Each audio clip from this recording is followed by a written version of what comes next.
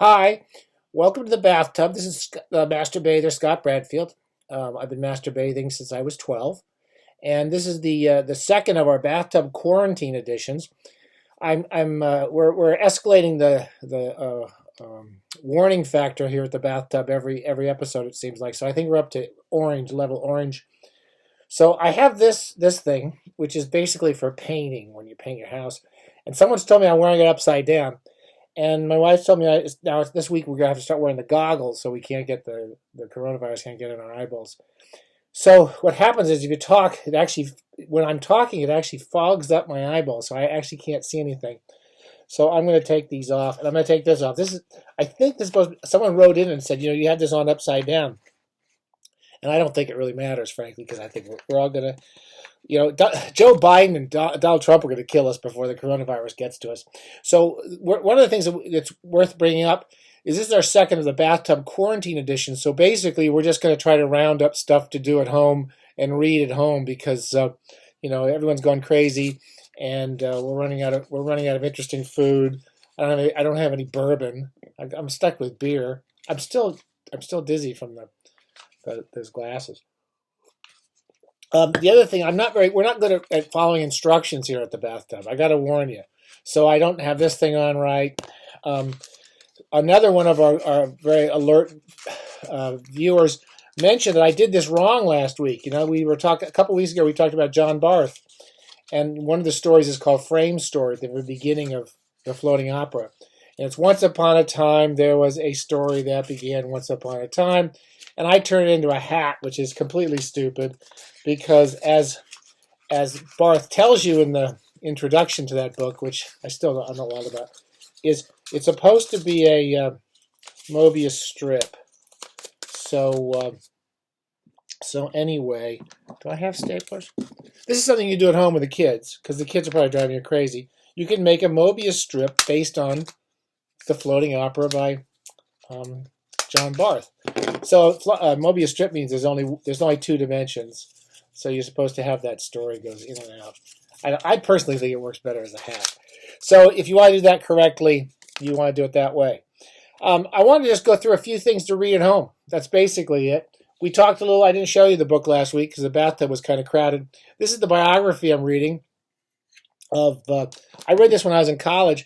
It's Isaac Deutscher wrote these wonderful biographies of the Russian revolutionaries, and they're kind of intellectual biographies. They cover the guy's life, and I'm reading it again. I always wanted to read it again, and this is the first one about Trotsky, and it sort of talks about him as a man, and then also follows through his arguments. One of the things I find most interesting that this time through is that Trotsky liked to spend a lot of time reading books in the bathtub. I mean, the metaphorical bathtub. He loved French novels and he loved Russian novels. And he spent a large part of his youth while he was working on his revolutionary writings just reading books for fun because he loved literature. So I really like this book. And there's 3 volumes. And it's not overly complicated. It's just complicated enough to kind of keep your mind occupied. The other thing I've done a lot of reading of this past few weeks is Emily Dickinson.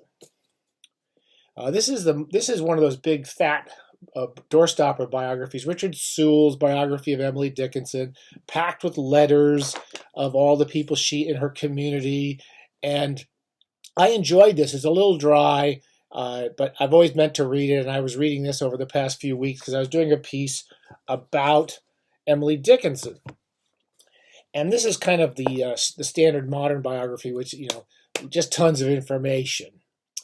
And this is one of these kind of newish versions, something I kind of like. I like the idea of these books. This is called These Fever Days. I'll provide a link. I did a review of this for the Washington Post. And the gimmick is that it's taking 10 important moments in Dickinson's life and telling her story around these pivotal moments, which I think is kind of a nice idea. It kind of focuses the story a little bit more. And for example, the first time she published a poem, the first time she met Thomas Whitworth Higginson, I think his name was, who was the writer and an abolitionist who she met. And she lived in this kind of, she was basically kind of living alone with her family, and she wrote these poems basically in the middle of the night while no one was watching. Nobody ever read them. They were very strange poems. I think they're quite brilliant poems. I think they're quite idiosyncratic in their way, but they're quite an interesting intelligence. It's a very skeptical intelligence, and it's a funny intelligence. And so there's the complete poems of Emily Dickinson. This is an old version, but I think most complete editions. She is worth reading just almost at random, her poems, and reading one a day. And there might be they seem appropriate for a plague, I think. So you might read some of these, and the kids you might get. Some of you have kids at home. This is a good one to have for the kids. So we're doing a lot of kind of general reading, which I think was what you sort of need to do. I also read, this is a book especially I was thinking of people with kids at home. My son was reading this when he was little, and I picked it up. A few of my son's books I picked up when he was little and found them interesting. And I started this I started the first chapter of this 10, 15 years ago, and then I bought another copy of it to read. It's called The Last Apprentice. The British edition is called The Spook's Apprentice. The American edition is called The Last Apprentice. And the gimmick is it's sort of like a medieval times in England where a spook is somebody who deals with ghosts and witches, and is basically some sort of a warlock, a good warlock who goes around dealing with problems. It's a really, really well-written book. It's a really good story. And I enjoyed it. I have to say I enjoy reading this as far as any book in the bathtub. It was a good piece of reading. There's a whole series of these books. I've only read the first one. I read it this week when I really just needed to be distracted from all this crap happening around us. And I'll read another one of them, and I think I'll try to read a few of these. It's just really well written, and I think it's the sort of book that you might enjoy reading with your kids. You don't have to have kids to read it. My son's long gone. I never see him. He's gone. I miss him, but at the same time, this book is still good to read. You don't need to have a kid around to read this book. It's a beautiful piece of storytelling. Finally, this is kind of a big mishmash here.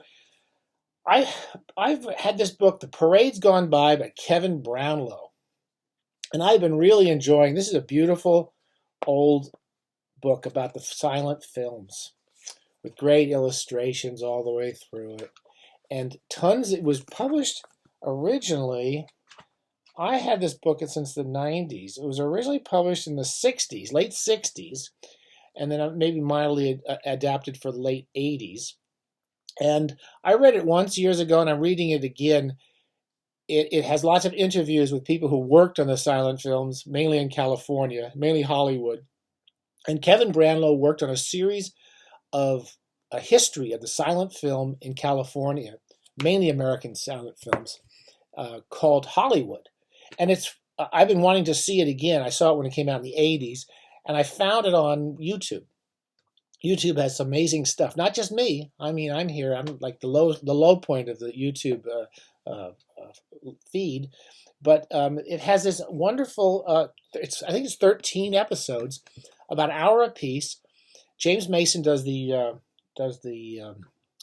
narration, and there's lots of interviews with all the people who worked on all these films. They were still alive in the 80s when they made this series.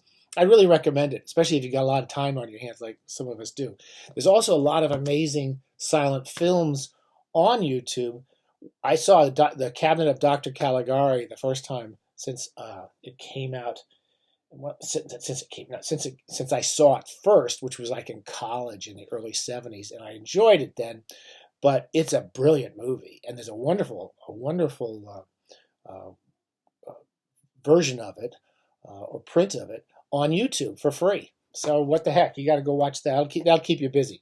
All right, so there's lots of things to do. The other thing I wanted to note is today on Kindle. Again, I'm trying not to buy anything from that idiot. What's his face? The Jeff Bezos and the whole Amazon, that horrible, miserable company. But I can't help it sometimes.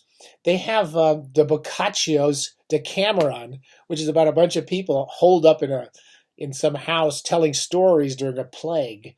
And the Decameron, there's a new translation. It was on Kindle. I almost was going to show it to you, but if you want to read Boccaccio's Decameron, this is a good time to read it. There's a lot of stories. They're all fun. They're all kind of dirty. There's a lot of them are salacious, and they're they're fun stories and slightly dirty sometimes. So anyway, the Boccaccio's Decameron, I haven't reread it in a long time, but there it is. Okay, have a great week in the bath. I hope you're staying at home. Try to take advantage of this time away from our stupid phony baloney jobs, and at least the government isn't talking about all the horrible things they normally talk about. At least they're talking about trying to get, do something useful for once. All right, happy bathing. Take care of yourselves. Don't go out if you don't need to. Get some walks though. Get some air. And if you go out, put this on right. Oh, and also, don't forget, we're very close to that 1,000th subscriber. So, I can't impress upon this enough. We're going to be doing a lot of exciting things. We're going to look at the BK Smith's picture. I'm going to wear the scarf.